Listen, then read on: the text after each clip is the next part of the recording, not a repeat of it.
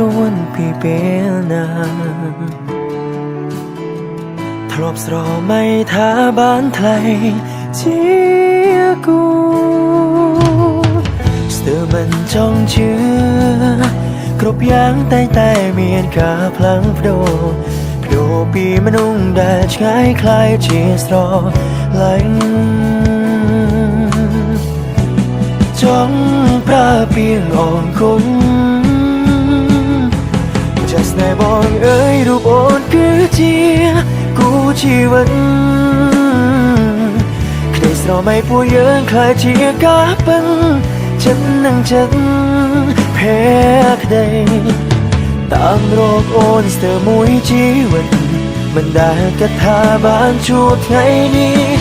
អូនគឺជាមនុស្សដែលពិសេសសម្រាប់បង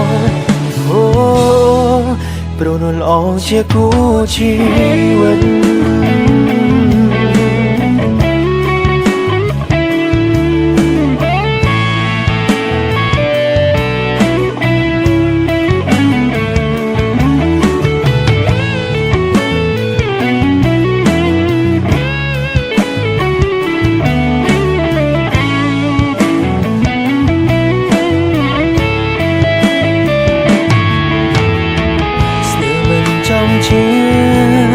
គ្រប់យ៉ាងតែមានការផ្លាស់ប្ដូរបេះដូងចិត្តកាយคล้ายជាតែ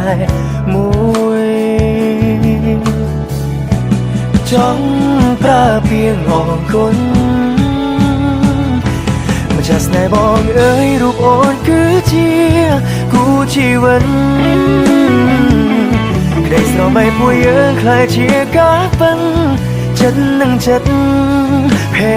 ក្តីតាមរកអូនស្ទើរមួយជីវិត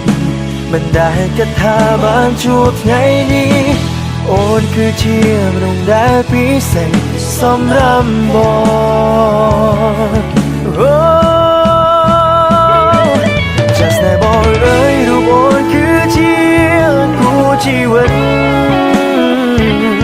ក្តីស្រមៃពួកយើងคล้ายជាការពិនចិត្តនឹងចិត្តភេក្តីតាមរកអូនស្ទើរមួយជីវិត